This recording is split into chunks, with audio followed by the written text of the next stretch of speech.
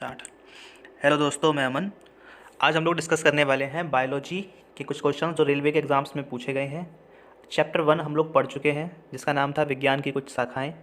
और आज हम लोग डिस्कस करने वाले हैं चैप्टर नंबर 2, जिसका नाम है कोशिका यानी कि सेल। ठीक है, फिर से वही बात की है, सिर्फ और सिर्फ एक प्रैक्टिस सेशन है। इसमें मैं कुछ पढ़ाने वाला नहीं हूँ। 4 ऑप्शन मिलेंगे, आपको वीडियो पॉज करके आंसर सोचना है और आपको चेक करना है लास्ट में कि आप कितने क्वेश्चन ठीक कर पा रहे हैं। चलिए शुरू करते हैं आज का सेशन। सबसे पहला क्वेश्चन है आपके सामने, किस कोशिकांग को कोशिका का मास्टर कहते हैं? तो सेल का मास्टर किसे कहते हैं? Master of cell. बहुत आसान क्वेश्चन है, सबको पता होगा। इसका सही आंसर है ऑप्शन डी, यानी कि नाभिक या फिर न्यूक्लियस। ठीक है, अगला क्वेश्चन देखते हैं हम। अगला क्वेश्चन है, किसी कोशिका में मौजूद सबसे बड़ा कोशिकांग कौन सा है? सेम क्वेश्चन है, कब आया है रेलवे में आप देख सकते हैं, सब में डेट पड़ी हुई है। इसका आंसर भी होगा ऑप्शन बी, यानी कि न्यूक्लियस, नाभिक। अगला क्वेश्चन है हमारा, निम्नलिखित में से किस कोशिकांग को कोशिका का प्रोटीन कारखाना कहा जाता है? तो ये भी बहुत इंपॉर्टेंट और आसान क्वेश्चन है। इसका आंसर आएगा ऑप्शन डी, राइबोसोम्स। तो राइबोसोम्स जो होते हैं उनको हम कहते हैं प्रोटीन का कारखाना। अगला क्वेश्चन देखते हैं, निम्न में से कौन सा कोशिकांग केवल पशु कोशिकाओं में ही पाया जाता है? जो एनिमल्स होते हैं सिर्फ उसमें ही पाया जाता है। तो इसका सही आंसर है ऑप्शन ए, लाइसोसोम। तो लाइसोसोम जो होता है वो सिर्फ और सिर्फ एनिमल्स के सेल में पाया जाता है, प्लांट्स के सेल में नहीं होता है। अगला है, जीवन की मूलभूत इकाई क्या है? तो बहुत ही आसान है, सेल यानी कि कोशिका। क्योंकि हमारी बॉडी का जो भी निर्माण होता है वो किससे होता है? सेल से ही होता है, कोशिका से। आप लोगों ने पढ़ा होगा, सेल्स मिलकर टिश्यू बनाती हैं, टिश्यू मिलकर मसल्स बनाते हैं, मसल्स मिलकर ऑर्गन बनाते हैं, फिर ऑर्गन का एक सिस्टम होता है। ये सब आप लोगों ने पढ़ा होगा। अगला क्वेश्चन देखते हैं, अच्छा क्वेश्चन है, इंपॉर्टेंट। शरीर में लगी चोट की मरम्मत के लिए किस प्रकार के सेल विभाजन का प्रयोग किया जाता है? इसका सही आंसर है ऑप्शन ए, केवल समसूत्रण। ठीक है, आप लोगों ने पढ़ा होगा विभाजन होते हैं समसूत्री, अर्धसूत्री, असूत्री, पढ़े होंगे आपने ये सब। अगला क्वेश्चन देखते हैं, एक पशु के शरीर की सबसे बड़ी कोशिका इनमें से कौन सी होगी? ठीक है, अब आपसे पूछ रहा है कि एनिमल में जो सबसे बड़ी सेल होती है वो कौन सी होती है?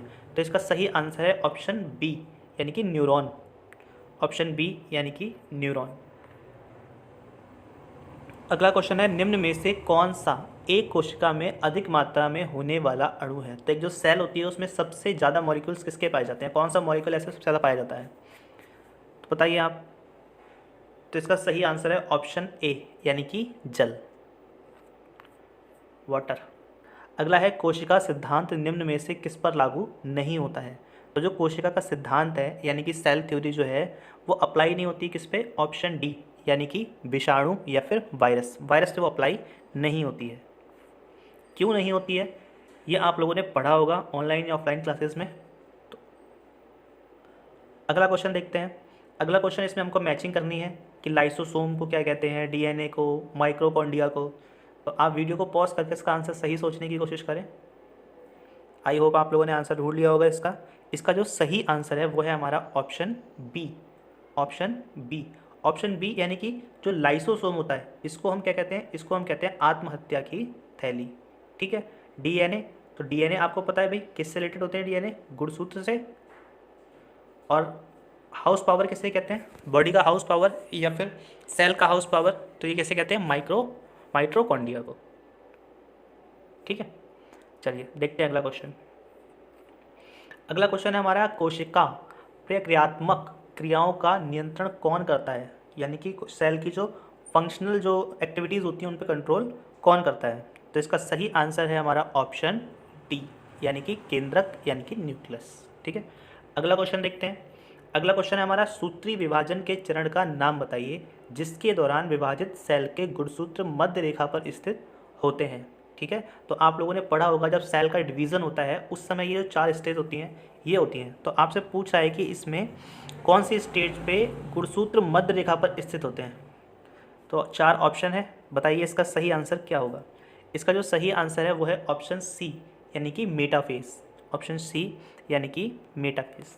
अगला क्वेश्चन देखते हैं। अगला क्वेश्चन है हमारा, पौधों में पाया जाने वाला नीला, बैगनी या लाल फ्लेवोनाइड वर्णक किसकी उपस्थिति के कारण होता है? तो इसका सही आंसर है हमारा एंथ्रोसाइनिन। कई बार एग्जाम्स में क्वेश्चन पूछा गया है, एंथ्रोसाइनिन। अगला क्वेश्चन देखते हैं, निम्नलिखित में से कौन सा कोशिका अंग पादप कोशिकाओं में पाया जाता है? किंतु पशु कोशिकाओं में नहीं पाया जाता। मतलब प्लांट सेल में तो पाया जाता है लेकिन एनिमल सेल में ही पाया नहीं जाता है। तो इसका सही आंसर होगा हमारा क्लोरोप्लास्ट, क्लोरोप्लास्ट। नेक्स्ट क्वेश्चन देखते हैं, निम्नलिखित में से कौन सा घटक पत्तियों को हरा रंग प्रदान करता है? तो ये तो बचपन से आप पढ़ते आ रहे हैं, इसका option C chlorophyll. Next question देखते हैं, पौधों में कोशिका भित्ति का निर्माण करने वाले, कोशिका भित्ति यानी कि सेल वॉल, सेल वॉल का निर्माण करने वाले जटिल कार्बोहाइड्रेट को क्या कहते हैं? ठीक है, या फिर ये कभी कभी आपसे ऐसे पूछता है कि जो सेल वॉल होती है वो किस चीज़ की बनी हुई होती है? तो बहुत आसान है ये, option B cellulose, option B cellulose. आज इतने ही क्वेश्चन थे, छोटा सा चैप्टर था ये। हालांकि इतने क्वेश्चन आप लोगों के लिए एग्जाम्स के लिए पर्याप्त नहीं है, मैं ये सिर्फ आपको दिखाना चाह रहा हूँ कि क्वेश्चन किस टाइप से पूछे गए हैं। ठीक है, मेरी खुद की एक शीट बनी हुई है जिसमें मैंने प्रीवियस ईयर और जो आगे क्वेश्चन आ सकते हैं वो सारे क्वेश्चंस हैं। तो ये एक बार रेलवे वाले सारे क्वेश्चन खत्म हो जाएंगे, उसके बाद मैं थ्योरी पढ़ाऊंगा और फिर जो मेरी शीट बनी हुई है वो भी मैं आप लोगों को सॉल्व कराऊंगा। अगर आप लोगों ने वीडियो यहाँ तक देख ली है तो आप चैनल को सब्सक्राइब कर लें, जिससे कि जब भी मैं वीडियो को डालूँ तो आपके पास नोटिफिकेशन पहुँच जाए। ठीक है, और सब्सक्राइब करने के बाद बेल आइकन प्रेस कर लें और बेल आइकन पे जो सबसे पहला वाला ऑप्शन आता है ऑल वाला, उस पर क्लिक करें, जिससे मैं जब भी वीडियो डालूंगा आपके पास तुरंत नोटिफिकेशन पहुंच जाएगा। ठीक है, बहुत बहुत धन्यवाद आप लोगों का, आप लोगों ने यहाँ तक वीडियो देखा। जय हिंद, जय भारत।